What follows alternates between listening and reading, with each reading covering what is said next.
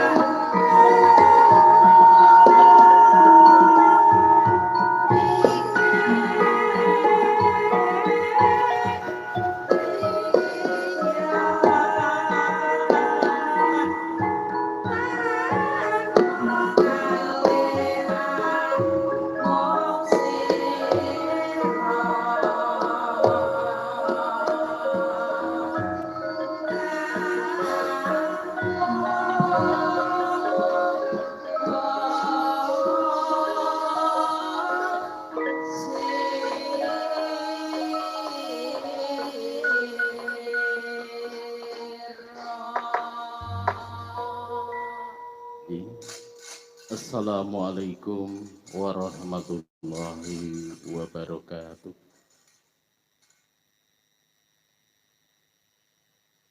Para rawuh kagum miwah putri, pilih wonten ing injang punika Bapak Darman miwah Ibu Lia Yulianti.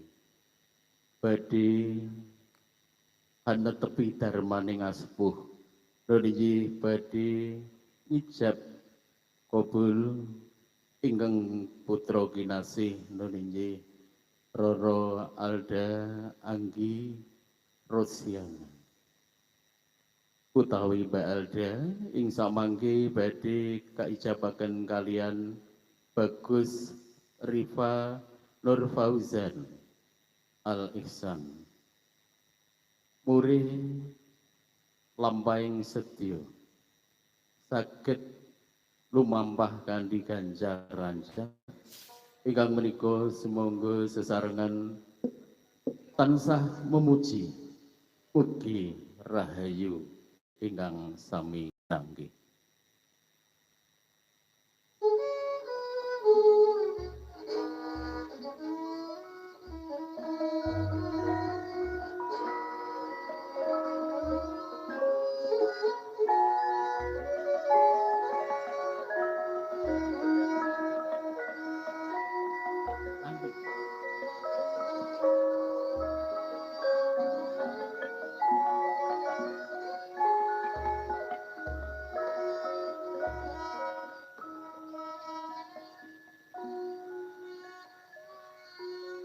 Bismillahirrahmanirrahim.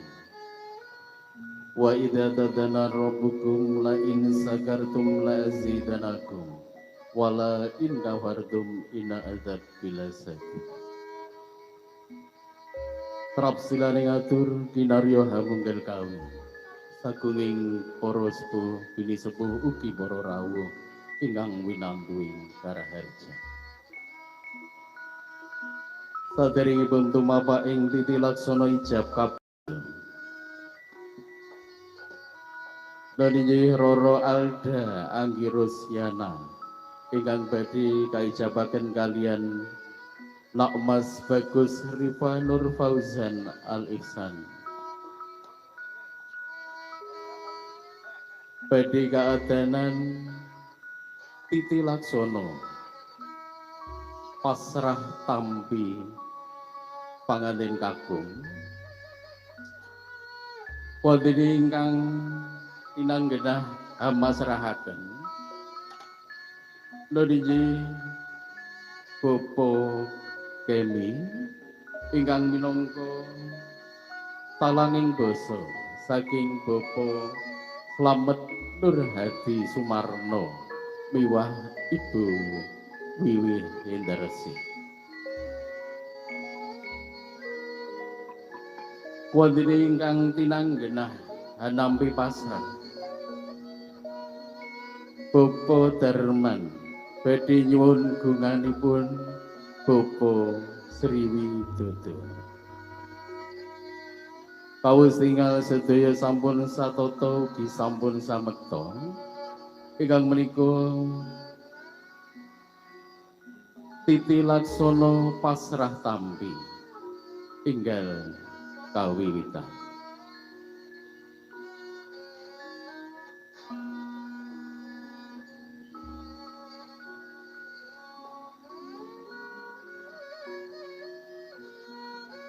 Para pangombyong panganten kakung kepareng hanyaket wonten ing sangajenging papan ingkang sampun sumadya.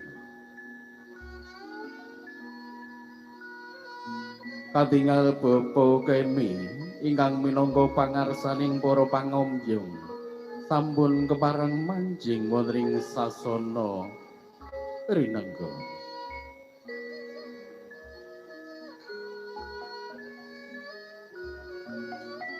Sampun saya caket kalian Bopo Sriwidodo ingkang minangka talanging basa saking Bopo Darman. Ingkang menika pasrah tampi badhe kawiwitan sasampunipun suwuk pungeling kinting mugi rahayu.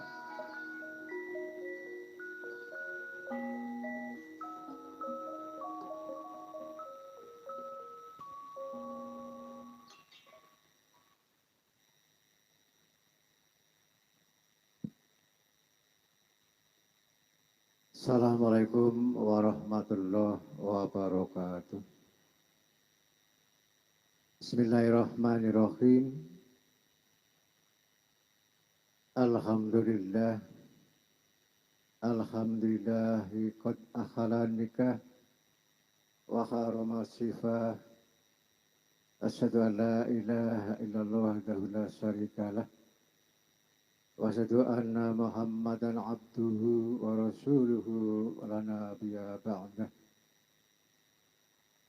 Rabbi shrah li sadri wa yassir li amri fahlul 'uqdatam min lisani yafqahu qawli amma ba'd. Kasugengan saha sih wirasaning Gusti. Mugi tansah kajiwa kasalira dumateng panjenengan sedaya dalasan kula.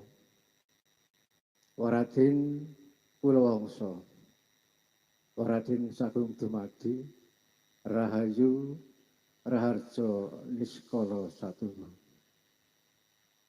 Katur kasebun para sepuh pinasepuh dalah para pepundhen ingkang sampun ana ing pamawas saha lebda ing pitutur saha tansah hanggung hamestuti dumateng pepayaning kautamen ingkang tuhu dahat dinabekten. Mirunggan kagem kula wangsa kadang calon wisan Bapak Suparman salah ibu kairingan para kadang sentono ingkang pantes sinudarsana. Kepareng kawula jemantaka nyahak kamardikan sawetawis nilaraken ing Subhasita digawit awrat nampi dawuh saking kadang kulawarga Rokemas Haji Slamet Nur Hadi Sumarno sekalian tinanggenah ngaturaken sepisan salam taklim kunjuk ngasanipun Bapak Suparman. Hariatur assalamualaikum warahmatullahi wabarakatuh. Dene jangkep ingkang koko kalih kawula sepados ngaturaken sekar cepaka mulya. Iki calon pinanganten Atmaja saking kadang kula. Bagus Rifa monggo kalupasraken dhumateng Bapak Suparman. Dumunten enggal pun dawuhaken kalian putra putri panjenengan Nak Alda. Awit samenika sampun dibukti wanci wekdal ingkang sampun karembak sawetawis wekdal kapengker ingkang sampun gumathok bilih dinten menika. Dinten ingkang badhe kadhawuhaken anak kula kalian putra putri panjenengan. Namung saderengipun mbok bilih samangke kathah kirangipun saking anak kula Rifa awit kawula nglenggono. Bilih anak kula Rifa saestu tasih kathah kirang pun utaminipun wonten mangrehing gesang wonten ing Balayang Agung ing pramila kasuwun ing samangke Bapak Suparman sampun ngantos tida-tida upami kok wonten bab-bab ingkang sekinten kirang dosa kirang pas mugi wonten ing kawonten ing Semarang utawi Ungaran mriki monggo kasuwun Bapak Suparman enggal paring piwucal pitedah muri anak kula mangke saged njumbuhaken kalian kawontenan ing Ungaran mriki. Mbok bilih menika ingkang saged kula aturaken menika suri sarira kala-kala atur saking kadang kulawarga kekirangan kalebatanipun nganipun matur yaduna nyadong tirtaning samudra paksami. Wa akhiran billahi taufiq hidayah. Assalamualaikum warahmatullahi wabarakatuh. Nuwun. Tatas titis saha tetes pangandikan saking Bapak Kemi ingkang minangka talangi atur saking Bapak Slamet Nur Hadi Sumarno. Ingkang menika sigra badhe katampi dening Bapak Sriwidodo ingkang minangka talanging basa saking Bapak Darman.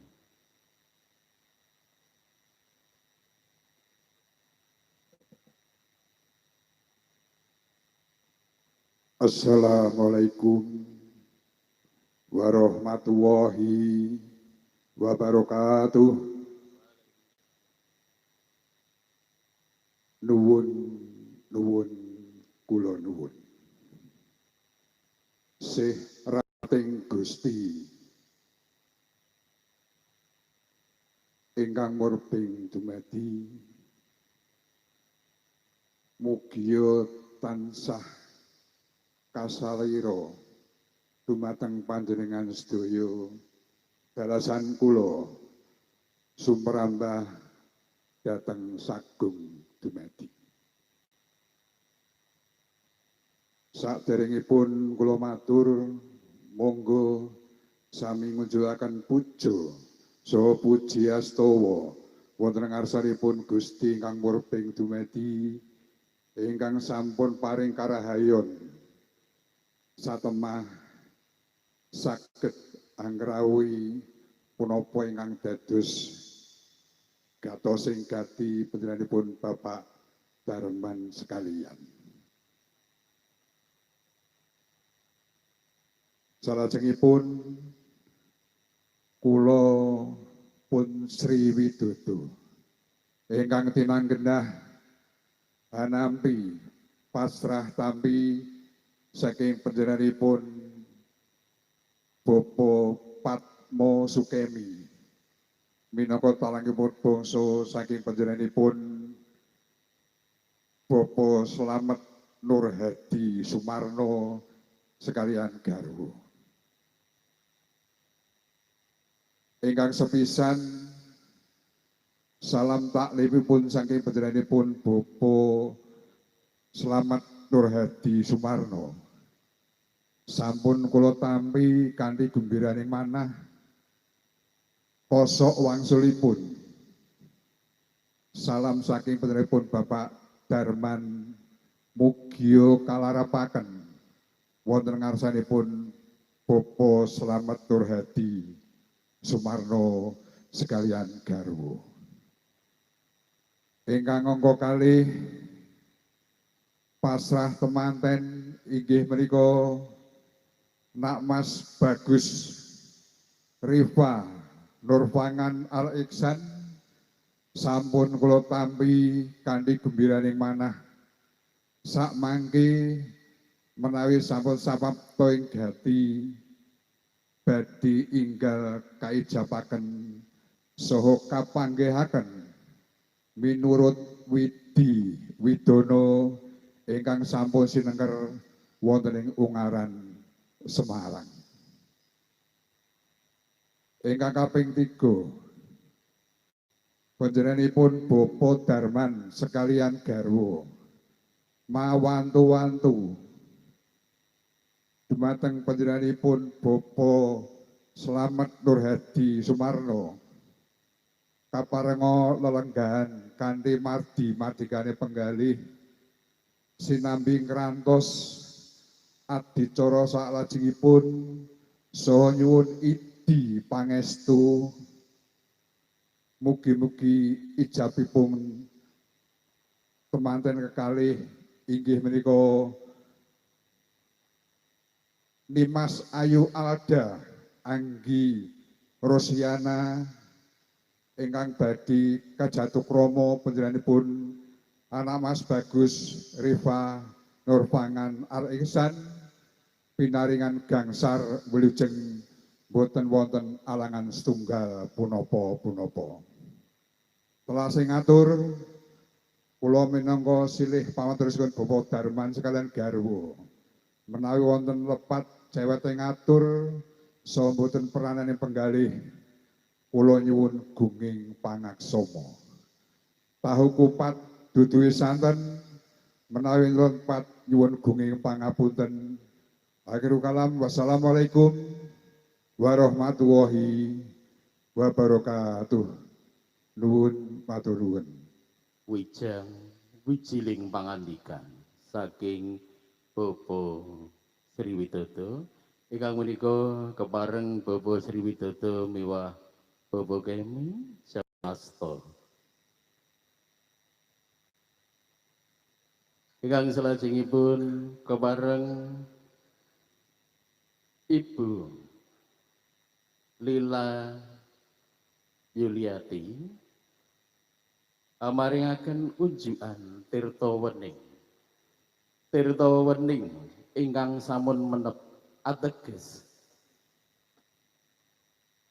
panganten kakung samangke mugi wening ing penggalih menep ing penggalih badhe anglampahi tata cara ijab kabul kalajengaken dhawuh mugi tansah pinaringan rahayu mboten wonten rupita satunggal menapa.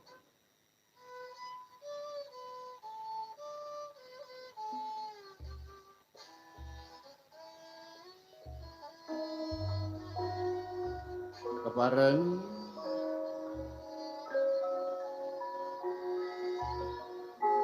pinaringan kunjungan tirta wening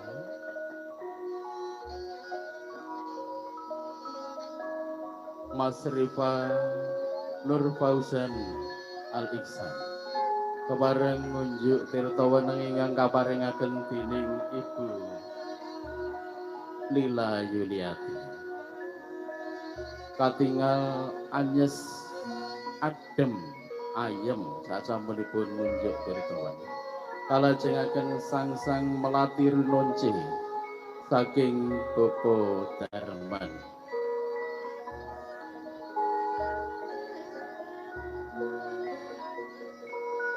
melati runonce ingkang ambabar gondo arum angebeki sajroning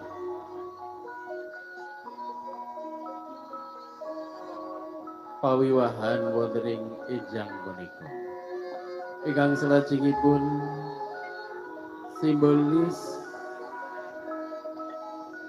sanggan saking Ibu Wiwi Indarsi kaparingaken dhateng Ibu Lila Yuliati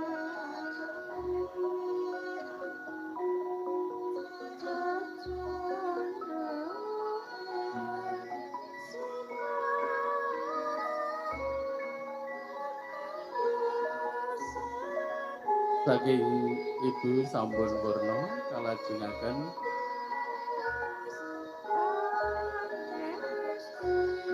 menika simbolis kamangka kathah sanggan ingkang kaasta dening Bopo Slamet Nurhadi Sumarno sekalian ananging minangka simbolis kemawon menika ingkang dipun aturaken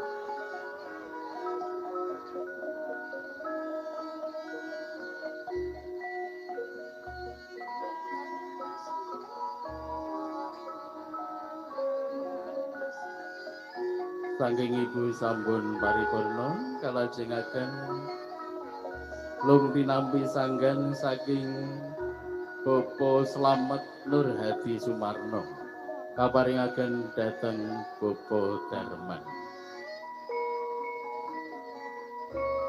wondene sanggan sanesipun kepareng para kadang anampi ugi dipun papanaken wonten ing papan ingkang sampun sumati ingkang salajengipun Bagus Rifa Nur Fauzan Al Iksan kakanthi dening Bopo Darman miwah Ibu Lila Yuliati tumuju wonten ing sasana wiwaha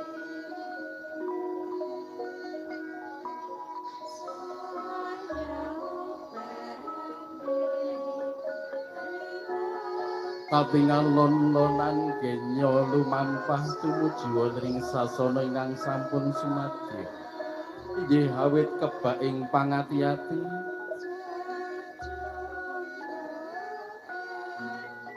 kairing gending mugi rahayu mugi tindakipun pengantin kakung saged tansah manggih rahayu wonten ing madyaning bebrayan nagara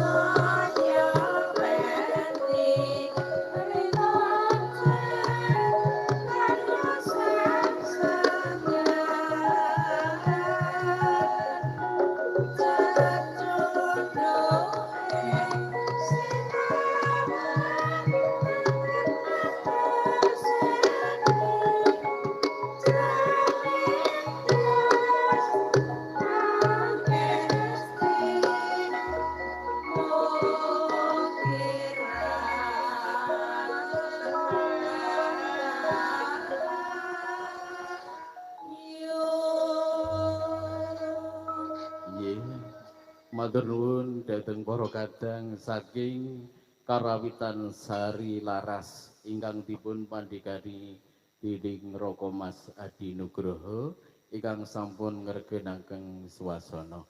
Nggih sampun kawis tingal Mas Rifa Nur Fauzan pinarak lenggah kanthi sekeca ingkang menika dhateng para saksi. Saksi nikah saking pengantin kakung Nuniji Bopo Eli Suhaili kebareng samekta ugi saking pengantin putri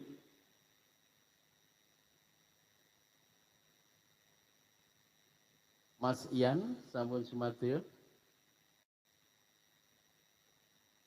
menika kaleresan pencatat nikah, petugas pencatat nikah saking Kecamatan Ungaran Timur sampun kepareng rawuh ingkang menika dhateng para saksi. Saksi inti nikah niki Mas Ian kalian Bopo Eli Suhaili kepareng samekta.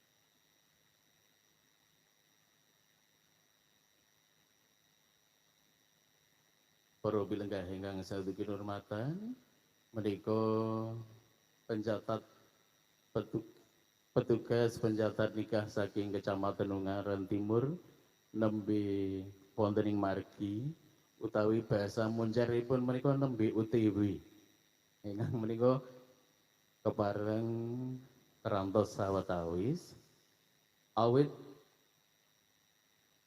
miturut rantamaning titi laksana ijab menika tabuh songo.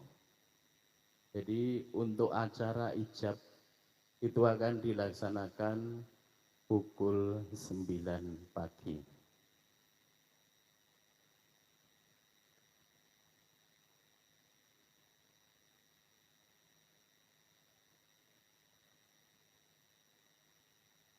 Mas Rifa, ini deg-degan nggak Mas Rifa? Enggak ya? Oh, deg-degan, hanya sedikit. Sedikit atau banyak?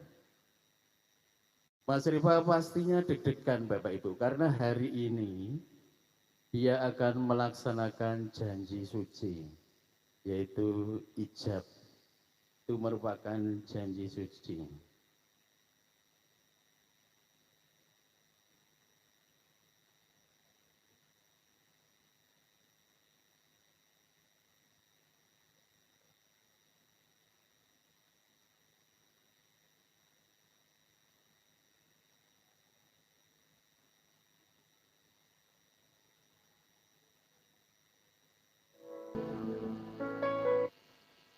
Itu hanya nganu isi hatinya Mas Rifa. Bapak Ibu sambil menunggu dari petugas pencatat nikah untuk selanjutnya pengantin putri atau Mbak Elda mau masuk ke ruangan. Untuk itu kepada rekan-rekan dari WO Korsa dipersilahkan untuk mendampingi Mbak Alda.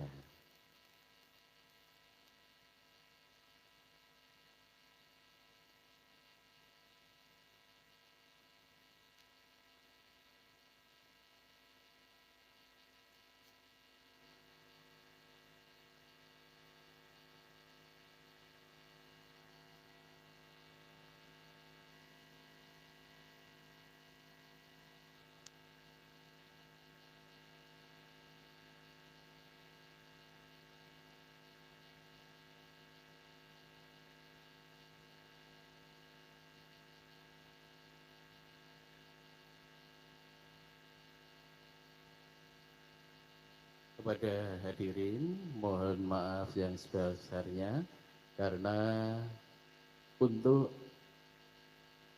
acara ijab mau diadakan atau dilaksanakan pukul 9. Nanti kasihan Mbak Elda kalau terlalu lama duduk di sini. Untuk itu sambil menikmati suasana yang ada, mungkin perlu saya isi dengan gending-gending Jawa yang sesuai dengan suasana. Monggo para kadang jumbuhaken kalian swasana ingkang rinengga. Menika kadang-kadang saking karawitan Sari Laras ingkang mijil saking Pringsari, Kecamatan Pringapus, Kabupaten Semarang, jumbuhaken swasana ingkang rinengga.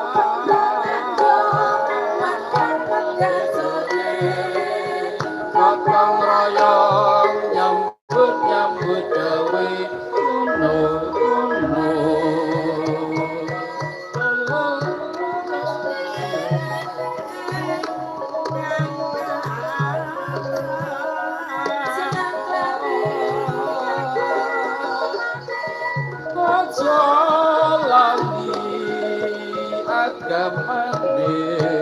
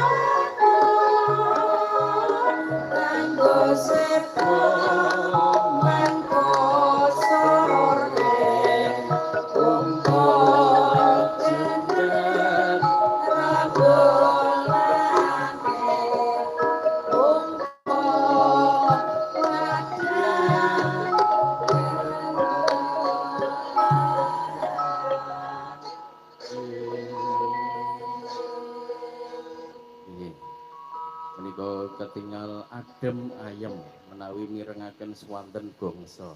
Menawa malih menika gongso ingkang minangka para wira pradonga menika sampun senior sedaya menika saking Kabupaten Semarang kemawon nggih. Ingkang dipun sesepuhi dening Mas Adi Nugroho.